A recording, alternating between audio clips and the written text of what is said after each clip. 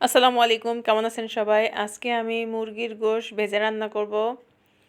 এজন্য মুরগির গোশগুলো প্রথমে ভেজে নিচ্ছি আর অর্ধেক পরিমাণে প্রথমে ভাজবো, সব একসাথে দিব না, তাই একে একে অল্প পরিমাণে দিয়ে দিচ্ছি। এখন উল্টে নেব। ভাজা এক পাশ হয়ে গেছে, আর অতটাও কড়া করে ভাজবো না, অল্প পরিমাণেই ভাজবো। তো হয়ে গেছে আমার ভাজা, এখন তুলে নেব। সবগুলো এভাবে ভেজে নিয়েছি, এখন আলুগুলো ভেজে নেব।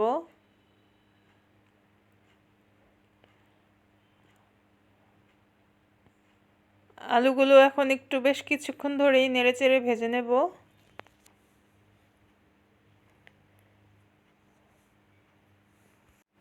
আমাদের রান্নাগুলোর উপকরণ সবই প্রায় একই, শুধু এক একজন এক এক রকমের রান্না করে, তাই রান্নার স্বাদ এক এক রকম হয়। তো আলুগুলো তুলে নিচ্ছি।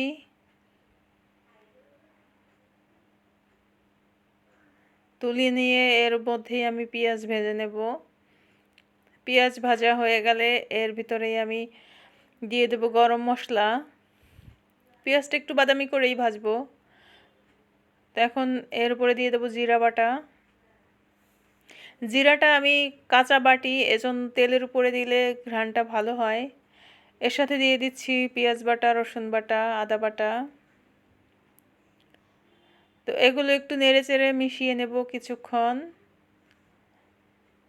তো এখন একটু পানি দিয়ে কষিয়ে নেব।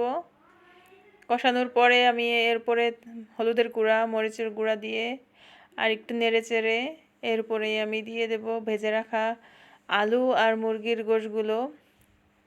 আর এর সাথে আমি কিছু কাঁচামরিচ ফালি করে রেখেছিলাম, এগুলো দিয়ে দিয়েছি। এখন এই গোশগুলো বেশ কিছুক্ষণ ধরে একটু কষাবো। কষানোর প্রথম স্টেপেই রান্নাটা প্রায় হয়ে যাবে। রান্না হয়ে গেলে আমার পরবর্তীতে গিয়ে আর অতটা রান্না করতে হবে না।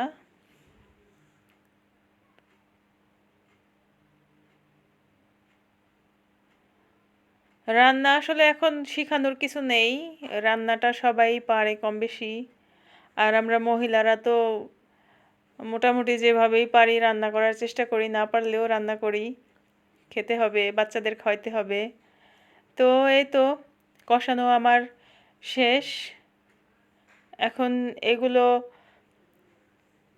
কষিয়ে আমি পানি দেব।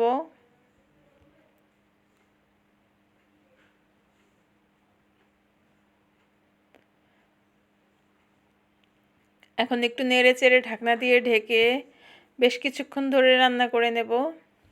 তো হয়ে আসছে আমার রান্নার শেষ ভাগে।